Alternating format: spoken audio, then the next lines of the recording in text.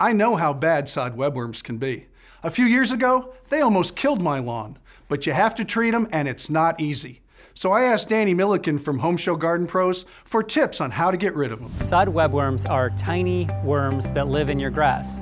Usually you always, in the summer months, have an infestation of some kind, but some years it's much worse than others.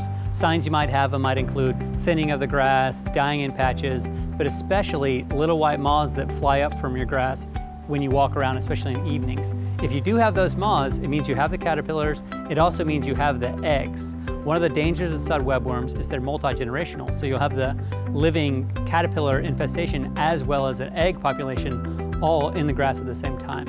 It's very important to treat them. If you don't treat them and you have a kind of big infestation, you could lose parts of your whole lawn, if not your whole lawn altogether. There are 3 ways to treat sod webworms. My kind of go-to for a lot of insect problems is molasses. And when it comes to molasses, the big thing is don't spray in the middle of the day. So if it rains, you got to reapply. But every 2 weeks until you don't see any more moths, it's going to be good for the soil. Follow the label directions for foliar spray. You are spraying the leaves of your grass mostly, so keep that in mind. And then, I always go a little bit heavy with it. The best way to do it is a hose-in sprayer. So that's going to be the easiest way to apply liquid molasses. Second solution to sod webworms is BT. So BT stands for Bacillus thuringiensis. It's a bacteria that's naturally found in soils, and it kills the caterpillars from the inside out, actually decomposes them from the inside. You don't want to do too heavy of a spray too often because it could kill other caterpillars. Some of those are beneficial. So using it once, max twice, super max 3 times.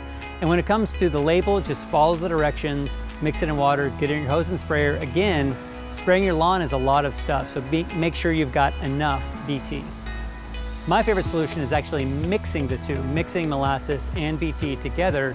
And when you do that, you just want to keep the rates on the label. You don't have to change anything to make a super mix, but it lasts longer, it's more effective in killing the caterpillars, and it's still good for the soil. So it's kind of got those 3 things that are really helpful in it. For sure, a hose-in sprayer is the way to get it out there.